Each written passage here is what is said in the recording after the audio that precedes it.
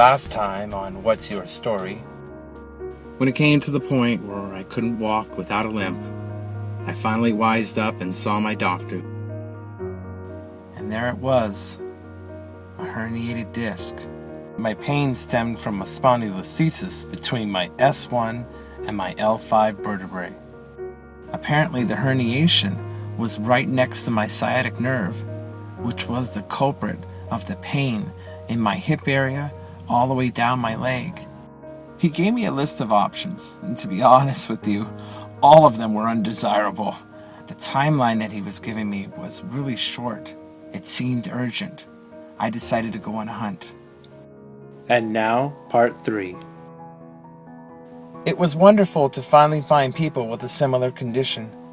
It was a safe place to share stories and hear first-hand experiences, but to be honest, I immediately sensed negative vibes.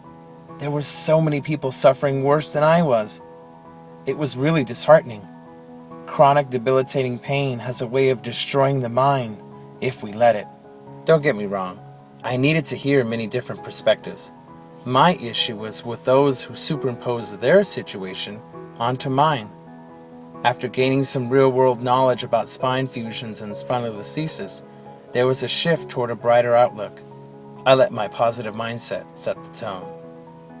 As humans, we find it far easier to let negativity win than to fight for a positive outcome. It all stems from the fear of the unknown. Fear is one of your worst enemies. As Yoda said, "Fear is the path to the dark side. Fear leads to anger. Anger leads to hate. Hate leads to suffering."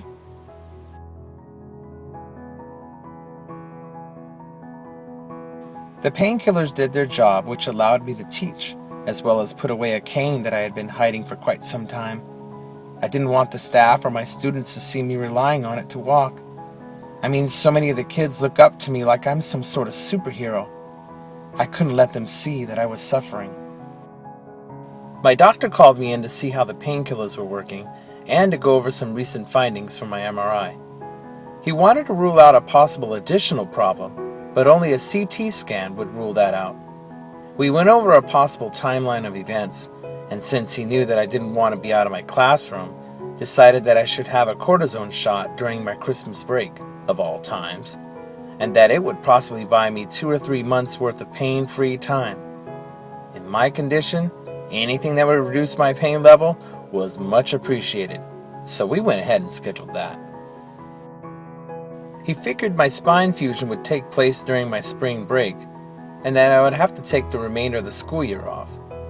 I would also have my summer vacation to recuperate. The plan was to return sometime in mid or late October, possibly even November.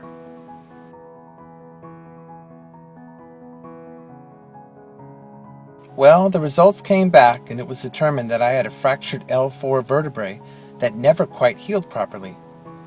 My surgeon thought that it looked like something that might have happened as a child.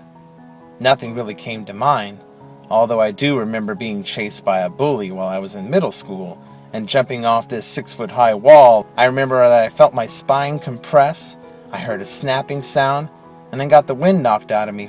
My surgeon said that I was going to have to go from a single to a 2-level fusion.